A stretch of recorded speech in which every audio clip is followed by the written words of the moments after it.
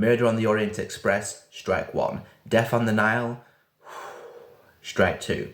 Haunting in Venice, strike three. What I liked about the film was the horror, spooky vibe that they were going for. I actually kind of enjoyed that. Definitely sets it apart tonally from the first two films, but ultimately that's just the film's coat of paint. Underneath that vibe, underneath the tone, you look at the story, characters, plot, all that kind of stuff, it's a pretty dull, underwhelming whodunit. Kenneth Branagh is always watchable as his character, Hercule Poirot, but when it comes to his acting and also him directing these films, it kind of feels like he's on autopilot because the performance is virtually identical in all three films, as is the writing to an extent. I mean, yeah, you have the horror, coat of paint, like I said, the spooky vibe in this one, but really when it comes to the suspects, the murder, the whodunit aspect, the mystery, and Hercule Poirot investigating it, questioning all the suspects, interrogating them, and then coming to his conclusions by the end, it's pretty much identical to the first two films. It's the same thing. It's like they just copy and pasted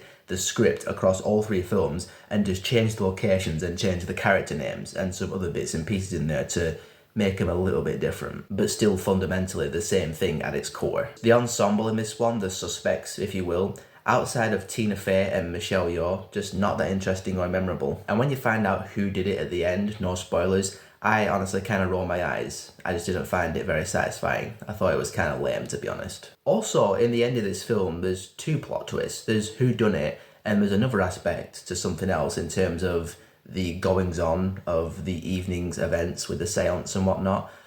So I just don't know which one was supposed to be the more relevant plot twist. That this person did the thing, and this other person did another thing that was targeted at Hercule Poirot. It doesn't really matter because at the end I just didn't really care enough to ponder that too much because, like I said, the film to me was just dull and just not that interesting and not that engaging. And apart from that new horror tone, nothing about the writing, directing, acting, story, plot really stood out to me or left any real impression. And with all of that, any hope or enthusiasm or anticipation for more Hercule Poirot films from this point on has just kind of washed away.